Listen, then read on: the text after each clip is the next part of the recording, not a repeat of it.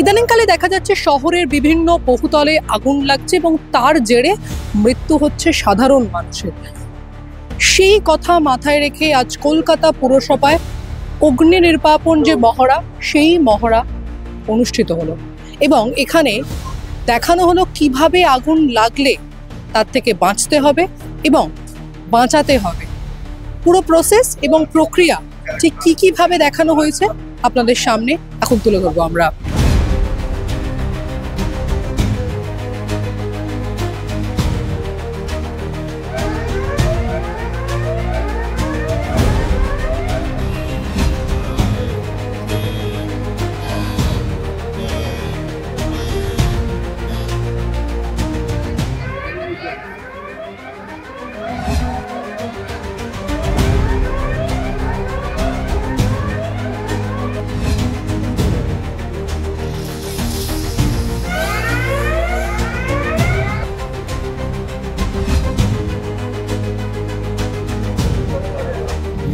যেহেতু এখন তাপ প্রভাব অনেক বেড়ে গেছে এবং বিভিন্ন জায়গায় অগ্নিকাণ্ড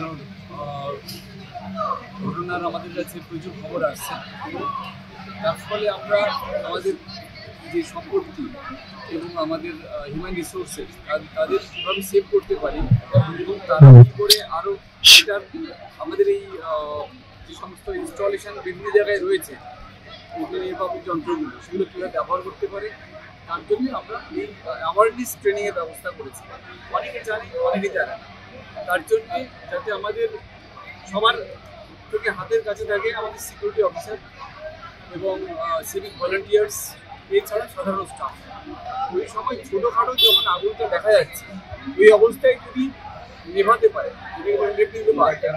করে বিনাশ করে, তাহলে বহু সম্পত্তি নষ্ট হতে বাঁচাতে পারে। এটা আমাদের রেগুলার প্রক্রিয়া, আমরা রেগুলার বেসিসে করতে থাকি এবং আমাদের বিভিন্ন স্টাফের বিভিন্ন জায়গায় পজিশন চেঞ্জ হতে থাকে।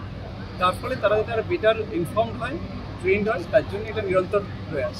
এটাতে দেখা হলো যে ছোটোখাটো ফার্স্ট আগুন লাগলে কিভাবে সেটাকে কন্ট্রোল করতে হবে, সেটা আমরা দেখিয়ে দিলাম।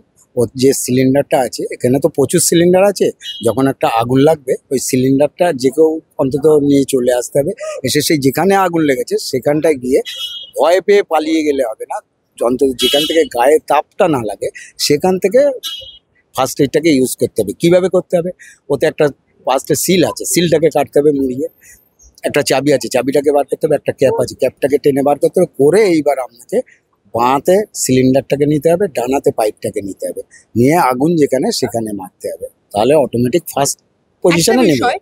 কলকাতা পুরসভা যেই এলাকায় অবস্থিত সেটা অত্যন্ত ঘিঞ্জি এলাকা, বড় আগুনের ক্ষেত্রে কি এইভাবে সম্ভব? বড় আগুন হলে এইভাবে সম্ভব নয়। এগুলো ফার্স্ট এইড মানে এতে থাকে 5 কেজি, খুব বেশি হলে 10 কেজি। এতে আপনি কতটা আগুন কন্ট্রোল করতে পারবেন? ছোটোখাটো আগুন কন্ট্রোল, হ্যাঁ, ফার্স্ট এটাকে আপনি কিছুটা নেভাতে পারেন, দমকল যতক্ষণ না আসা পর্যন্ত সেভ করা যায়। এইবারে এনাদেরকে এখানে নেভানোর জন্য ব্যবস্থা করতে হবে জলের লাইনটা।